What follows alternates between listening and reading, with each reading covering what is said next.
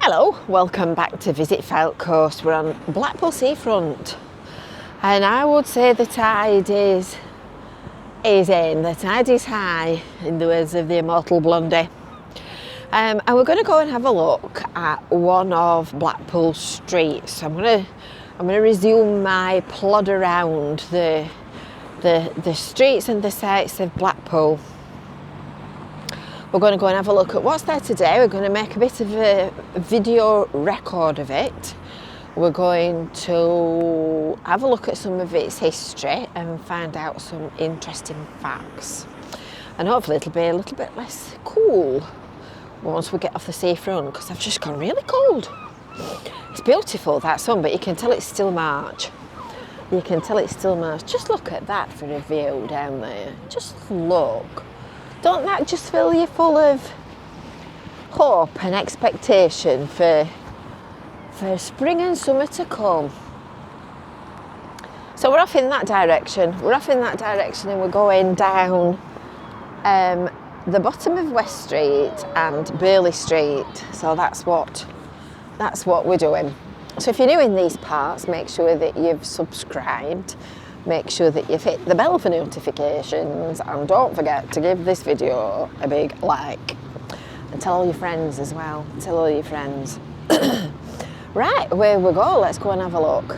So it's a beautiful day on Blackpool seafront, and we're off in this direction. We're off down West Street and Birley Street, and we're going to explore a story that starts in 1754. And the trustees of what at the time was the William Goulter Charity, and later became the Lytham Schools Charities in 1773, paid £500 for land in and around the hamlet of Blackpool. This is like going back to another video that I've made today about Blackpool Central, and we were talking about people that were looking for investment opportunities, looking for people that were willing to put their hand in the pocket and spend money. And this is the same kind of story, really, isn't it? So the land that they bought, part of the land that they bought was in this area around here. One of the trustees was Thomas Birley of Kirkham. One would presume that Thomas Birley of Kirkham was a cloth merchant or something like that. And he was the one who they named Birley Street after. And it was 1828 when a grass path was laid out between the promenade and St John's Church, and then covered in gravel later on, and it now became what is now Birley Street and West Street. That's amazing, that, isn't it? So there's loads of old historic buildings, one of which is obviously Robert's Oyster Rooms. It did have a blue plaque, and it is actually locally listed. And I think, if I remember rightly, the blue plaque was on this corner here, but it seems to have disappeared at some point. And that's an iconic building. And then the next one is the Mitre Pub, and this is the smallest pub in Blackpool. And it dates back to the 1700s. The building was built in the 1700s, and it was originally a house and a shop, and then it became a pub in 1863. It's been the Mitre since June 1902, yeah, 1902. And that's Blackpool's smallest pub. I've never actually been in it. Goodness me, when you think how old that is, when you look at these lintels and windows around here, you can see how old it is. I was just going to tell you that West Street was previously called Dobson's Row, and it's all written out on that thing there. Interesting, is it not? So that's that bit. When you look up here, actually, that looks like it's quite old. I'm not saying it dates back to 1863, or it might be just a modern copy. Wetherspoons. That's Leighton Rakes, that one. We've been in there. It's quite a nice pub, actually. So that's West Street. This little bit is also West Street. This is a bus gate. So all this block, as you go around here, round the front of B&M and then back down Corporation Street. This is all controlled by cameras, so if you come down here you'll get a ticket, as somebody did apparently the other day. So this is the county hall, this is the town hall, this is the old town hall building here, the original one, and this is the new town hall, and all the way around the side of it you can see freezers with scenes of sort of seaside life and spaceships and whatnot, and of course the motto up there, which is progress. This is West Street car park. Well, that's actually a bucket, but this is West Street car park. That's quite a useful little car park actually if you need to come to this end of Blackpool. There's a little bit of a challenging concrete central reservation that goes up and through, because there's a really tight bend that way, and it's a bit challenging if you're a bit of a learner driver. So if you're not confident, you might be better off avoiding that one. And then we get to Corporation Street. So this one that runs through the junction left to right is Corporation.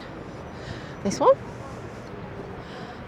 that's the other end of Blackpool Town Hall.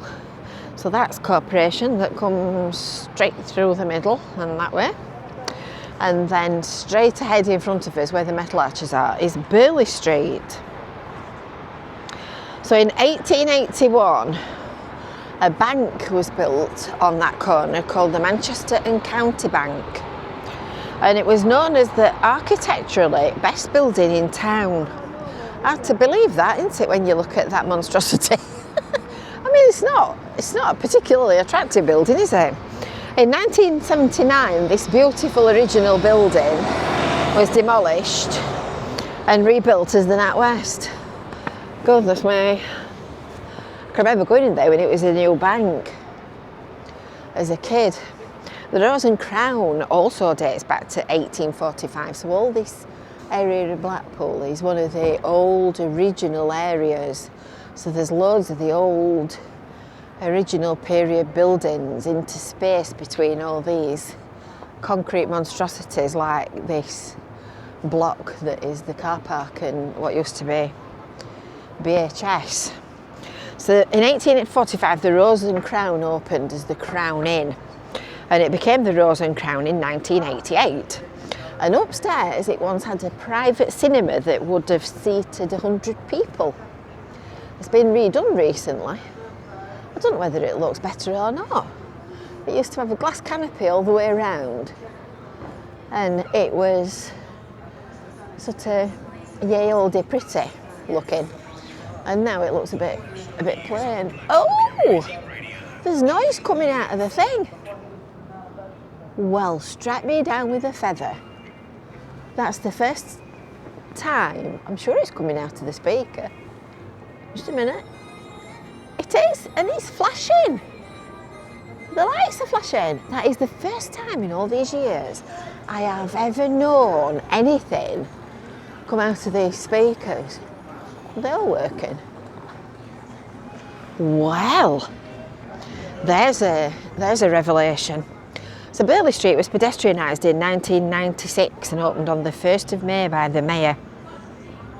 And Brilliance, which is the official name for these steel arches, was turned on the 13th of December 2009. It's working. That's playing music as well. That's the first time I have ever heard music coming out of that. Well, strike me down with a feather. So there's 6 big illuminated arches which project images and play music, or at least they were designed to when they were first put up. Whether or not they do is another matter, but now we know that they play music. I have never heard music coming out of them.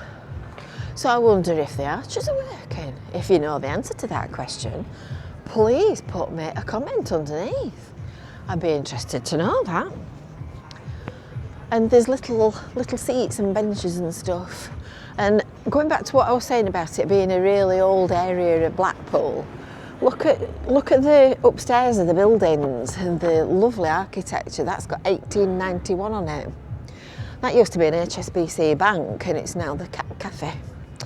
It's now Cafe Meow. So they offer brews and cat stroking and whatnot. Unfortunately, there's quite a lot of shops that are closed down here. That's been a bookshop recently, and it's now closed. We've got a quite big co-op on this corner. I can remember when that used to be a furniture shop. When we used to come day tripping, it used to be quite a big furniture shop. We've got a TSB bank and various other odds and ends of different bars and things. It does come more to life in summer. It does tend to be a bit of a seasonal street. And then at the corner you've got West Coast Rock. But there's loads of old buildings down there and some quite decorative architecture interspaced and sandwiched in between all these sort of square boxes. Some of them that are just not maintained at all. I think we ought to start a petition for private landlords that own buildings to be made to maintain their property. And then it comes out onto Abingdon Street, which is this one. Because all these buildings that are left empty, like this one upstairs here, they all belong to somebody. Somebody owns them. And if they all had a duty of care and a responsibility as a building owner, not just Blackpool, but everywhere would look a lot tidier. It's not fair. They want to buy stuff and pocket as much profit as they can. And it's not quite that simple. So that's our whistle-stop tour to West Street and Birley Street. And as I say, we'll come back and we'll cover other streets and we'll look at interesting features and architecture and bits of history. But it's hard to believe that in 1754, most of this around here was orchard. Was orchard and grass and fields and whatnot, when it's always to us being a built-up area. So I hope you've enjoyed that little look around, and until next time, we'll see you later. Bye for now.